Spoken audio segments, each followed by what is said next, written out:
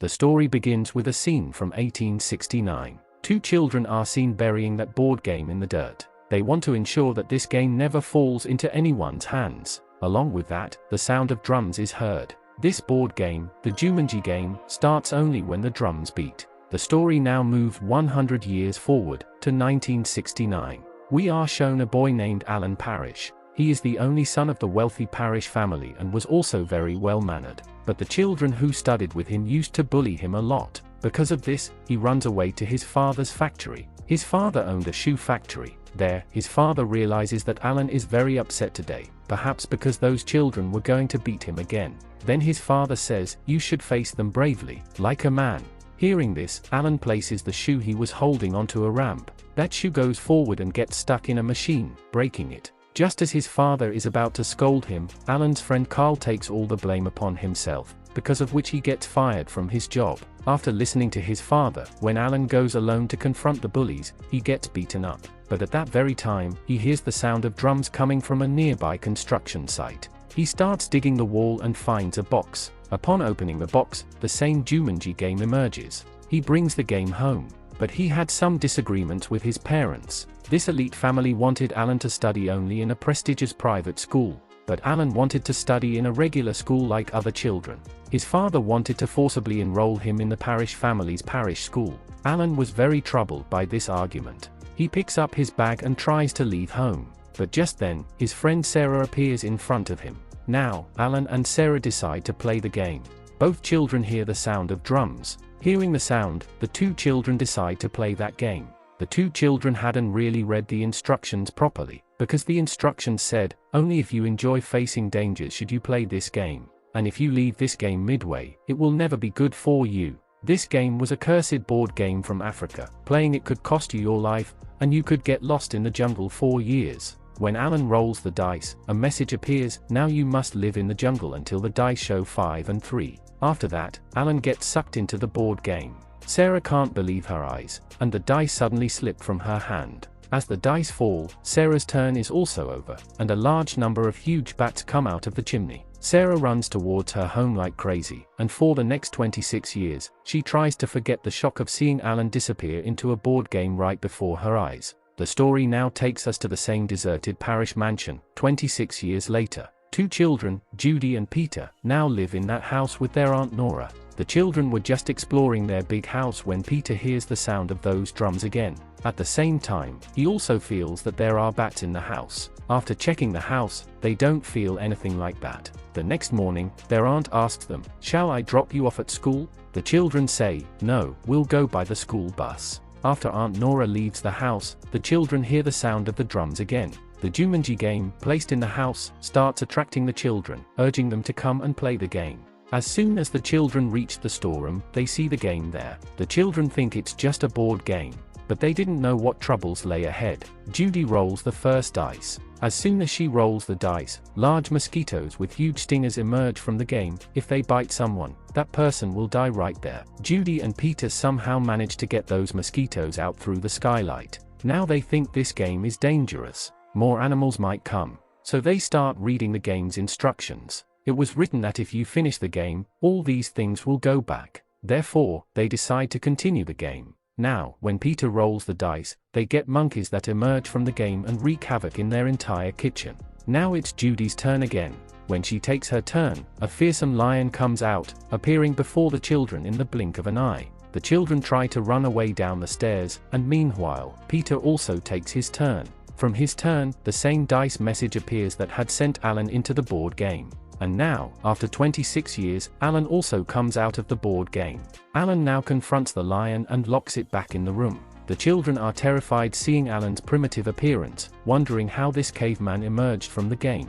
As soon as Alan comes out, he first asks, "Who are you people? How did you get here? Are you my parents' children? Where are my parents?" And in his tribal getup, he heads out into the city streets to find his parents. Then we are shown that same Carl, who used to make shoes in Alan's father's factory. He had now become a police officer. You will see this character here and there throughout the story. Now Alan goes to his father's shoe factory to find his father. There he sees that the factory is completely shut down.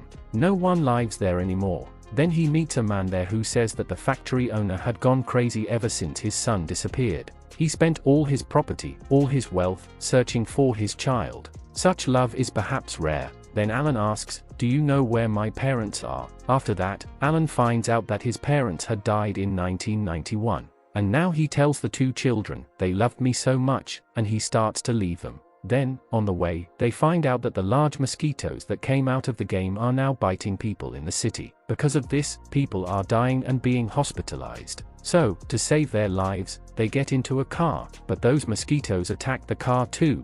Now all of them reach back home. In the last 26 years, Alan had never shaved nor worn good clothes. Alan, after shaving and wearing good clothes, comes out looking like a gentleman. However, he still ate food like a tribesman. Now the two children tell him, "We will play this game again so that all these things stop." Then Alan warns them, "You don't know anything about this thing." The children tell him, "You are a complete coward. You are scared." Alan tells them, "I am not a coward. I have seen things in the jungle that you have never felt or even imagined. In the dark of night, something will chase you, making you feel every moment that it will eat you. I have faced these things for the last 26 years. I am not weak." Then Alan says, "You two play the game.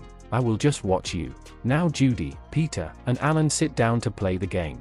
But when they roll the dice, the tokens don't move. Why? Because the fourth member was still missing, and that fourth member was Sarah, who had started this game with Alan 26 years ago. Everyone thinks that Sarah probably isn't in the city anymore or has left the city. Still, with one last hope, they all go to Sarah's house. There they see that Sarah has changed her name, her appearance, everything, because people thought she was crazy. So she changed her identity entirely. Now when Alan appears before Sarah and Sarah realizes that this is the same Alan who had disappeared into the board game, meaning she wasn't crazy, she faints upon understanding this. Now Alan carries her back to his house. When Sarah regains consciousness, she starts behaving like a mad person, saying, "I was absolutely right. That board game took you away, and I spent the last 26 years only with psychiatrists, trying to understand the philosophy that it was just a game, nothing more, and that your father had killed you."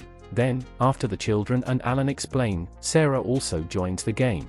On the next turn, the instruction on the board appears, "You will get a house full of jungles." And in no time, the entire jungle comes into their house. Large vines, huge flowers that start eating people. These vines spread all over the house, and a large flower comes out and grabs Peter's leg. Then Alan cuts that flower with a sword. Everyone gets scared again and thinks that now they must finish this game. If they don't finish this game, all these things will finish them. The next turn is taken, and in the next turn, a hunter emerges, and he had come to hunt Alan. As soon as he sees Alan, he starts shooting bullets at him. Alan, upon seeing him, runs away from the house. But he comes back inside the house through another window. The children ask him, "Who is this who is after you so much?" So Alan says, "I have been running from him for the last 26 years. He is just a part of the game and wants to kill me." Now the game starts again. On the next dice roll, the instruction comes, "Run or you will perish." And now, large hippos, elephants, and zebras come out of the game, and they were about to crush all four of them when the four managed to find a side spot to save themselves. Just then, a duck comes out of it, picks up the game, and takes it away. Alan knew that the game would be taken to the riverside. On the other hand, that hunter also arrives at a shop to get a new gun. Now, when the four reach the riverside, they see the Jumanji game going into the middle of huge water waves. Peter very bravely hangs upside down and grabs the game in his hand. And now, as they prepare to go back home, they meet the policeman Carl on the way. Just as he is about to arrest Alan, the hunter starts shooting at them. So Alan leaves with that policeman and tells the others, "You keep playing the game." The little boy thinks, to finish this game as soon as possible, "I'll do one thing, I'll throw the dice hard," and he does just that. Because he threw the dice too hard, the move backfires on him. The game was very smart and understood such tricks. Because of this, it curses him. He starts turning into a monkey. Meanwhile, Alan starts telling Carl, "I am Alan Parrish, the boy who disappeared 26 years ago." Now, Sarah and the two children are standing in the middle of the city when the hunter arrives and starts trying to take the board game from them. Large animals are roaming all around them. The car they are in gets trapped, and large animals step on it to get across. The hunter takes advantage of this moment and snatches the board game. Everyone reaches a mall, and they all try to get the board game from the hunter. But outsmarting the hunter wasn't that easy. But the children were also very clever. They made a boat and attached large cylinders to the back. Just as the hunter was about to reach the children, the hunter's foot slipped, and Judy pulled the cylinder tied with a dumbbell. That boat came flying and took the hunter with it. And now Alan and the policeman also arrived there. The policeman's car probably didn't have a single screw left, it was completely destroyed. There we see that the children's guardian, Aunt Nora, was also roaming the streets. Then she finds out that large animals were roaming the city. She lifted her eyes and saw those large animals running in front of her. Now when the four return to their house to continue the game, Alan is told, "You talked to him once. It wasn't the child's fault. He just wanted the game to finish quickly." Then Alan talks to him, "Why did you do that?" Then he says, "That's not the problem. The problem is that I've grown a tail." Now when they go inside their house, they see that the house is no longer a house, rather, the board game had transformed the house into a jungle. Now the dice are rolled again. And this time, the instruction comes, "You will be soaked by the rains." But the coming water wasn't like rain, it was pouring into their house like a flood. And this water was pouring only and only into Alan Parrish's house. That water wasn't just water, it was as if animals had also come within the water, and we see a fight with crocodiles. Now Alan helps both children climb onto the chandelier. Meanwhile, Sarah and Alan both try to fight those crocodiles when Aunt Nora and the policeman arrive and open their door. All the water flows out of the house, and with that water, the crocodiles also come out. Now the four didn't want any new adventures. They just wanted the game to finish as soon as possible. Now when they roll the dice again to finish the game, Alan gets the instruction, "This house will turn into sand." And in the blink of an eye, the ground turns into sand, and Alan starts sinking into that ground. Just then, Judy quickly picks up the dice and plays a new move. Then the ground stops turning into sand, and Alan stops right there. But the new move wasn't that easy either.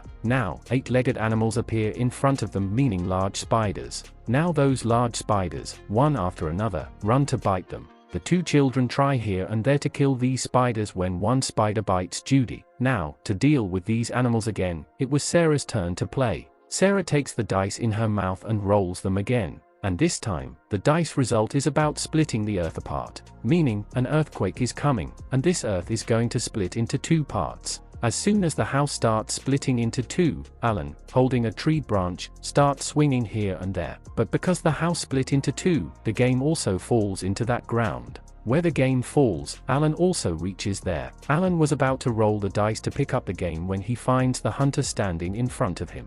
Now the hunter, with a gun in his hand, was about to blow Alan's head off, and he asked him, "Tell me, what is your last wish?" Alan cleverly rolls the dice on the board again. After the dice roll for a long time, he finally gets the numbers. One die showed 2, the other showed 1, meaning number 3.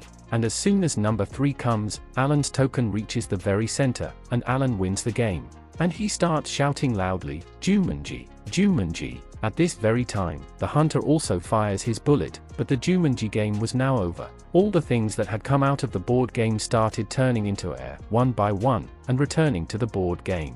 At the same time, the board game also took time back with it, meaning, now the two of them go back 26 years to when Alan and Sarah had started the game. Now, in front of them, there were neither those animals, nor any hunter, nor were Judy and Peter there anymore. Alan now understood that life is very precious, and how much he loves his parents, and even more than that, how much his parents love him. Then he runs to his father and hugs him because he had the realization that after spending 26 years in the jungle and returning to this world, he hadn't even found his parents. Now Alan and Sarah tie the game with stones and throw it back into the water so that this game doesn't enter anyone else's life and so that the animals from around the world don't come back to this place. The story moves forward another 26 years. Now Alan and Sarah had gotten married, and Sarah was about to give birth to a child. They organize a Christmas party at their home. They invite Judy and Peter's parents. As the children had said, both of them work in marketing. So Judy and Peter's parents say, "We are going on a trip."